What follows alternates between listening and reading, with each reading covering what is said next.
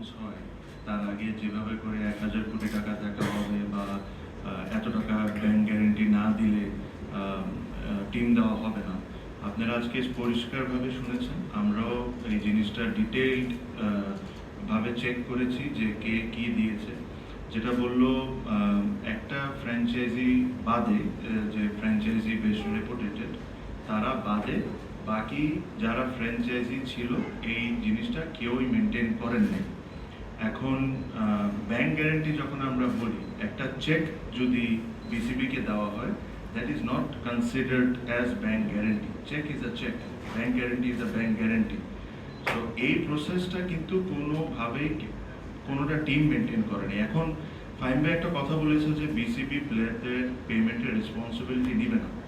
এখানে আমরা যে জিনিসটা আমরা নিজেরাই একটা সিদ্ধান্ত নিয়েছি, আর এই জিনিসটা আমরা ইমপ্লিমেন্ট আমাদের মনে হয় যে সময় এসে গেছে করার জন্য, যেটা হলো এই যে প্রত্যেকটা বিপিএল এ বলেন বা কয়েকটা বিপিএল বাদে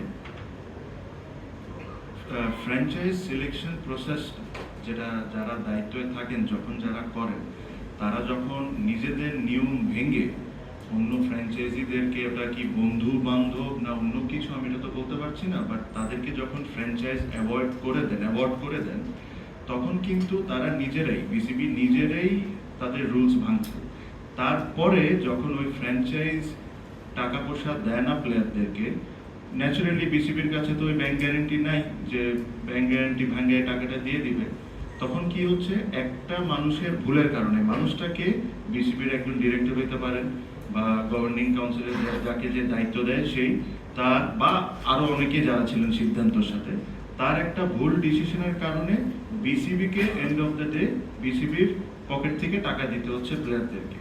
সো আমরা যে জিনিসটা সেট করতে চাই যে এখন থেকে আপনি মিস্টেকস করতে পারেন। আপনি একটা জিনিস বিল্ড করলেন, আপনি যে প্ল্যানটা করেছেন ওই প্ল্যান হিসাবে ওটা হয় নাই, ওটা ওই রেজাল্টটা দেয় নাই, that is a mistake, that is fine. But আপনি জেনে শুনে যে মিস্টেকগুলো আপনি করছেন, that is a crime in my opinion. এরা এখন থেকে যখন এরকম পেমেন্ট হবে না, তো ওরা যারা এই সিদ্ধান্ত নিয়েছিল এই টিমকে অ্যাওয়ার্ড করার জন্য, তাদের ওই রেসপন্সিবিলিটি নিতে হবে।